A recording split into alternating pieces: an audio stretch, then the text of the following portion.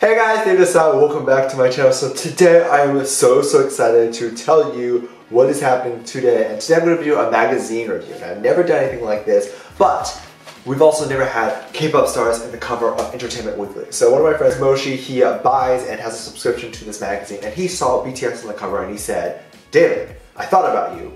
Take this magazine, do a review on your channel. And I was like, heck yeah, let's do it. Because I know some of you guys, like me, don't probably order a subscription to a magazine, but still want more BTS content. So this is for you guys, you're welcome. I have this covered here because this is his address and don't look here. So if you're interested in stuff like that, please make sure you hit the subscribe button and that notification bell so you can be notified of any new videos that come out that are like this. And I will be aware that you guys want to see more videos like that. And if he's a hater and you like to be the first to leave your hates comments, you can also hit that notification bell so you can be notified to do so. Now, let's just jump right into this one.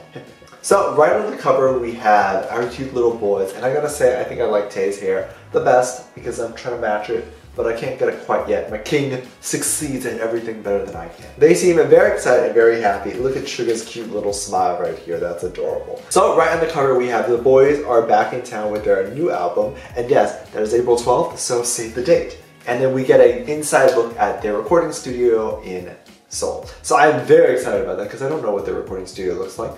Where do my daddies live all the time? Where do they work? I want to know. I want to see their office. So we're going to skip all the other peasants in the magazine because who cares about those? And we're going to go right to page 16 where you see this beautiful moment right here. And it is a moment. And obviously you see all our cute boys and they surround the page. They take up 2 full pages because yes, queen.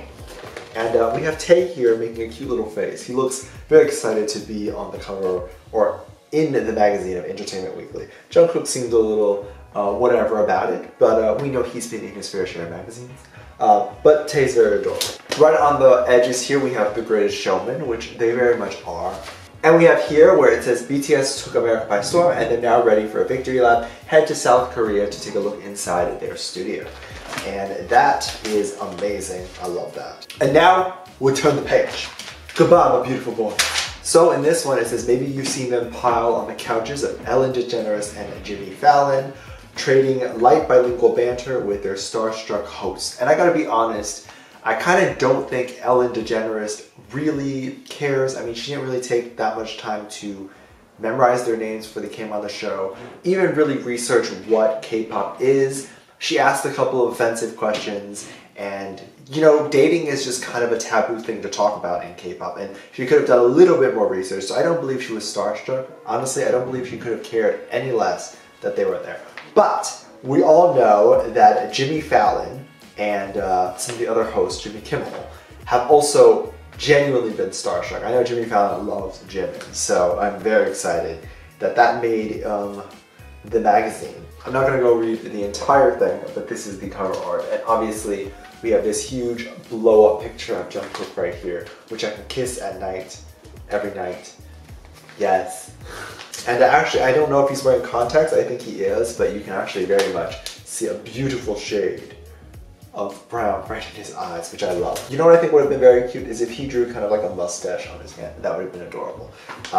But he didn't do that. That was a missed opportunity, or maybe he doesn't care. And then we have Jungkook, aged 21, which so young. He is definitely the youngest member of the group.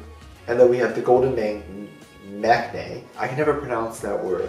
A honorific for the youngest member. He's considered the main vocalist of the group. And then let me go read some of the more interesting and fun parts. I'm not going to sit here and read the whole thing. The magazine basically talks about that they're not the first boy band to arrive in America, but one of the biggest ones to make it here. This hardly makes them the first boy band to dominate a cultural moment, but the fact that they are all Korean born and raised singing Korean language songs, only occasionally sprinkled with English, feels like something brand new. It does. And it speaks to an unprecedented kind of global currency where pop music moves without barriers or borders, even as geopolitics seems to retreat further behind hard lines and high walls. That is so true. It has opened up so many doors here in America to have a K-pop boy band kind of take over. Asians everywhere are feeling a lot more represented, and I just love that. And now I'm going to read a little bit about their upcoming album, because I know you guys want to know about that.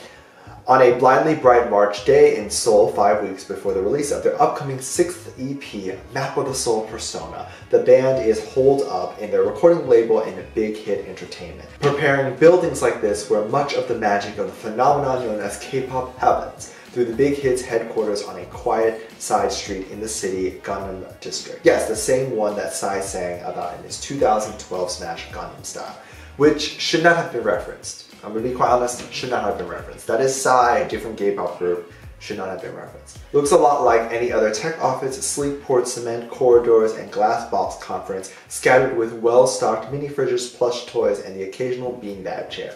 Oh, I can just see our BTS little hangout in our beanbag chair, and that'll be like so much fun.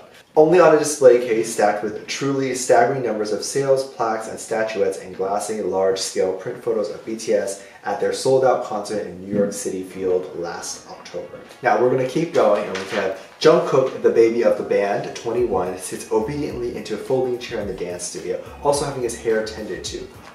Yes, we can see our little boy doing his hair, having a stylist touch him up. We love that. Suga, V, and Jin huddle together on their low sofas next door, scrolling through their phones and occasionally singing fragments of R&B star Khaled's My Bad.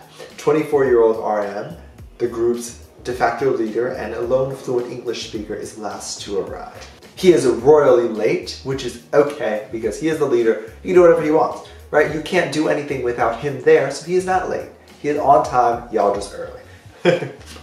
They run through their speech and camera crew and maybe do about 4 or 5 takes until the director is satisfied, which is very normal, it's very good. They probably could have nailed it the first time, I believe that. And here we have a picture of RM, which is very much called for because the RM was talked about in this group. And then here we have J-Hope right here, which is making a cute face, but he always makes a cute funny face, which I love. Here we have a picture of the beautiful armies that exist here. And then we have a picture of Suga here. Oh my god, so cute, so pretty.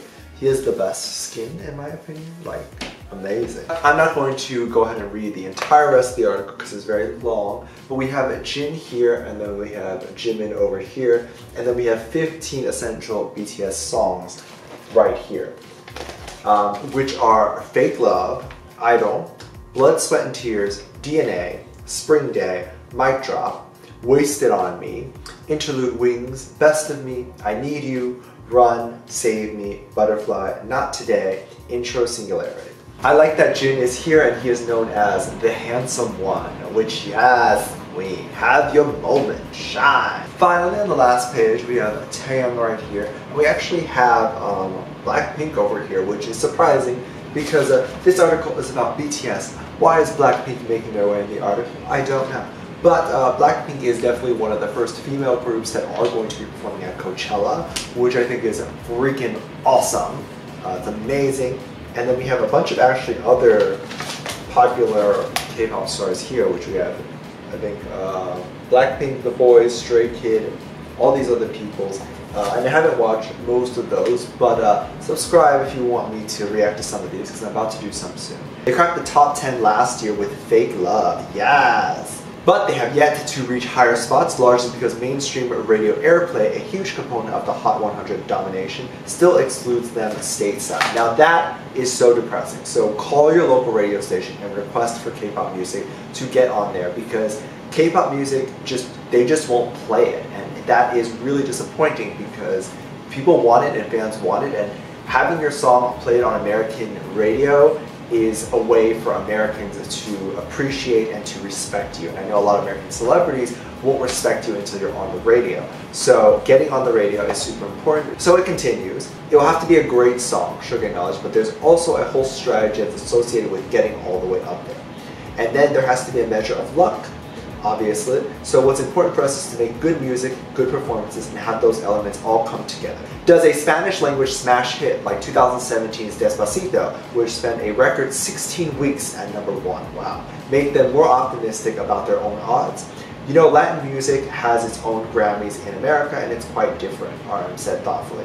I don't want to compare, but I think it's harder for an Asian group, a Hot 100 and a Grammy nomination, these are our goals, but they are just goals. We don't want to change our identity and our genuineness to get to number one.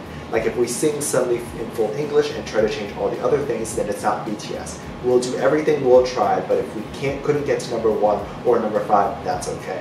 I love that so much, and I like that RM acknowledges that it's harder for Asians in America to do this, because it really is. And for an Asian group like BTS to not be able to get at the top number one in America, it's very sad. Aoki, for one, has faith that they'll get there. I think it's 100% possible that a song sung entirely by Korean could crack the top Hot 100. I firmly believe that, and I really firmly believe that BTS can be the group to do that.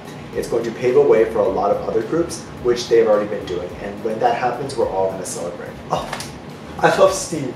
Oh, and all these people realize how hard it is for Asians to get there in America, and I'm so glad that they did a whole piece talking about it, or at least a whole couple sentences. For anyone to read that, I think it is so important. I actually loved this segment on BTS. I cherish it so much. Let me know what you think, and if you enjoyed kind of these more sit-down, chit-chatty videos where I review a magazine, because K-pop groups are going to be in covers of magazines a lot more recently. So be sure to let me know if you want to see that. Give this video a thumbs up.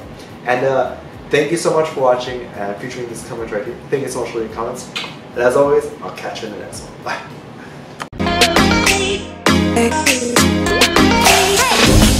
And now that you're gone,